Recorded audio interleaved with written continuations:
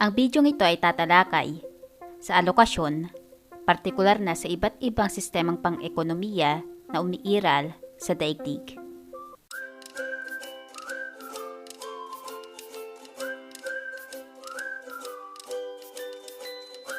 Sa panahon ngayon, karaniwang maririnig ang mga hinaing ng nakararaming Pilipino.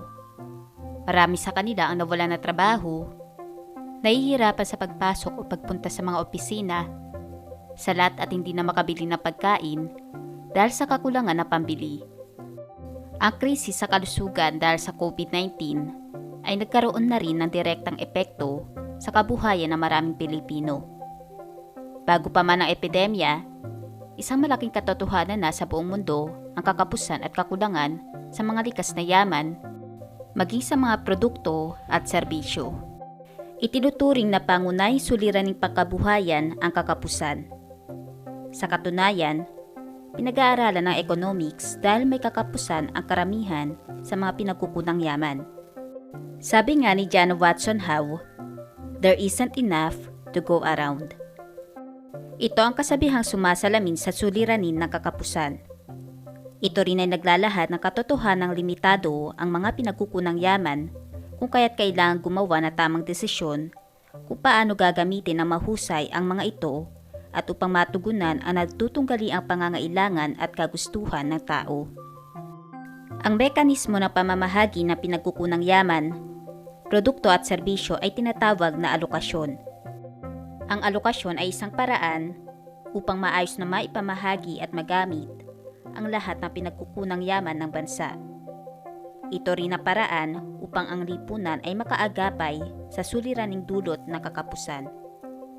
Kailangang isaalang-alang ang paggamit at paglinang ng lahat ng pinagkukunang yaman ng bansa para makamit ng tao ang pinakamataas na antas ng kasiyahan at kapakinabangan mula rito. Nararapat itong bigyang pansin dahil sa katotohanang may kakapusan ang mga pinagkukunang yaman. Ang mapanagutang paggamit nito ang titiyak na may magagamit pang pinagkukunang yaman ang susunod na henerasyon.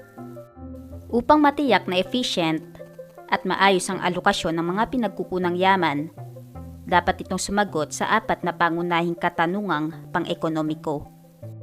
Una na rito ay kung ano-anong produkto at serbisyo ang gagawin. Hindi makakagawa ang lipunan ng produktong kailangan ng tao ayon sa dami at uri na gusto ng lahat.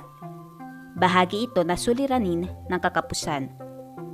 Ang desisyon kung anong produkto at serbisyo ang gagawin ay nakasalalay sa pangangailangan ng tao. Pangalawa ay kung paano gagawin ang naturang produkto at serbisyo. Kung paano isa sa katuparan ng pagbuo ng produkto at serbisyo ay nakasalalay kung anong input ang gagamitin. Marami ring mga paraan na maaaring gamitin kung paano isa sa katuparan ang produksyon. Maaaring gumamit ng teknolohiya o tradisyonal na paraan ng paggawa para mabuo ang output. Pangatlo ay kung para kanino gagawin ang mga produkto at serbisyo.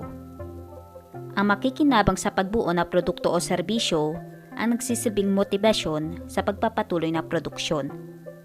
Ang makikinabang sa produkto o serbisyo ay kung sino ang nangangailangan at may kakayahang makamit ito. Maaaring nasa loob o labas ng bansa ang gagamit ng gagawing produkto at serbisyo. Pang-apat ay kung gaano karami ang gagawing produkto at serbisyo.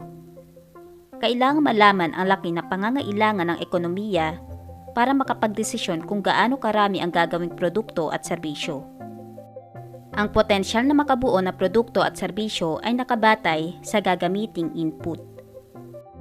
Ang sistemang pang-ekonomiya ay tumutukoy sa isang institusyonal na kaayusan at paraan upang maisaayos ang paraan ng produksyon, pagmamay-ari at paglinang na pinagkukunang yaman at pamamahala ng gawaing pang-ekonomiko ng isang lipunan.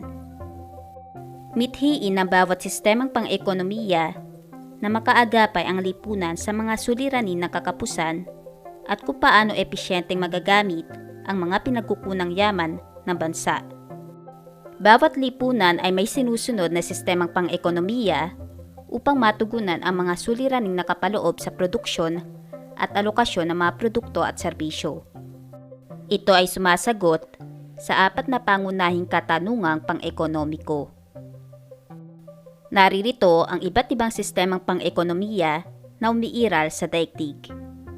Ang unang anyo ng sistemang pang-ekonomiya ay ang tradisyonal na ekonomiya.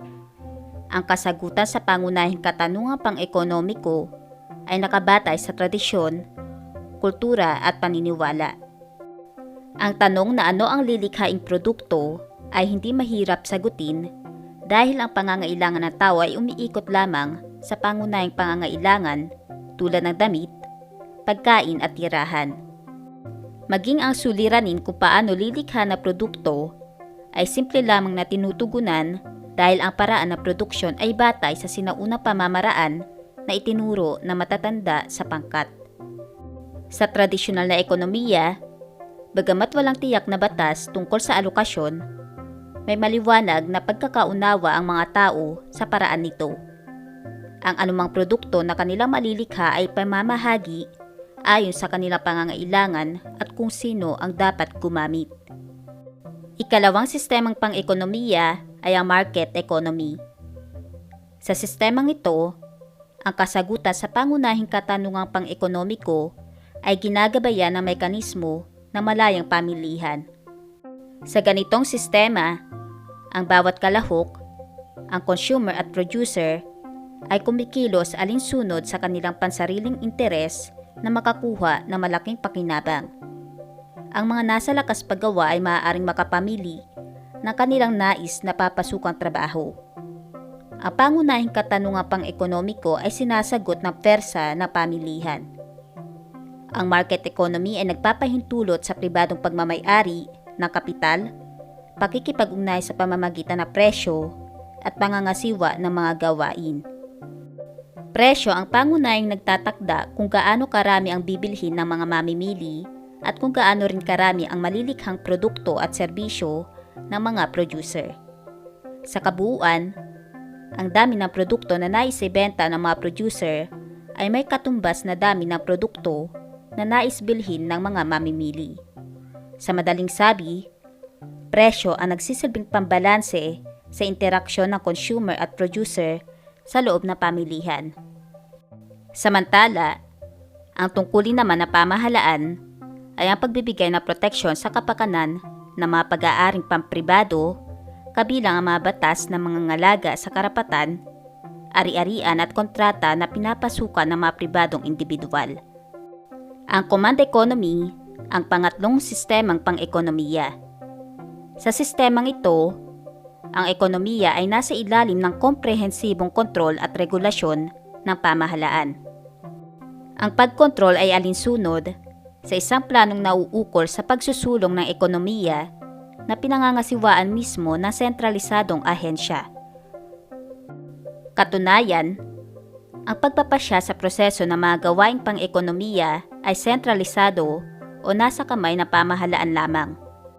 Tinutukoy rin ang mga gagamiting pinagkukunang yaman sa paglikha ng mga kapital. Samantala, madaling nalalaman ang distribusyon ng kita sa lipunan sa pamamagitan ng pagtatakda ng pasahod para sa iba't ibang uri ng hanap buhay. Ang kita naman sa mga lupang sakahan ay maaaring matukoy sa pamamagitan ng pagtatakda sa halaga ng mga produktong nagbumula rito. Ang mga patakaran sa command economy ay ipinatupad sa dating Soviet Union.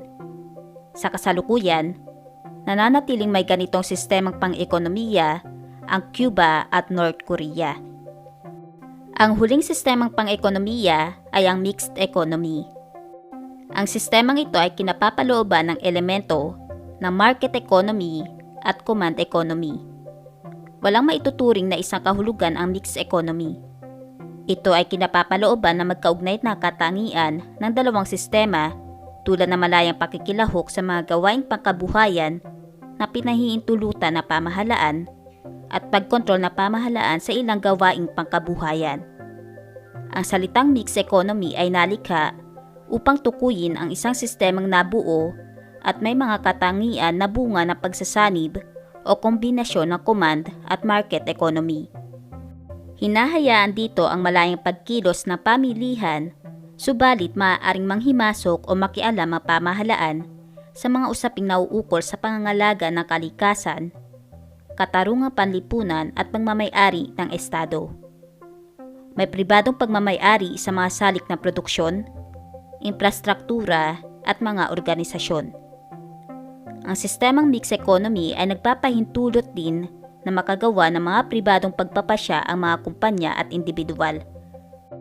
Gayunpaman, ito ay hindi nangangahulugang ganap na otonomiya para sa kanila dahil ang karamihan sa mga desisyong ito ay ginagabayan ng pamahalaan.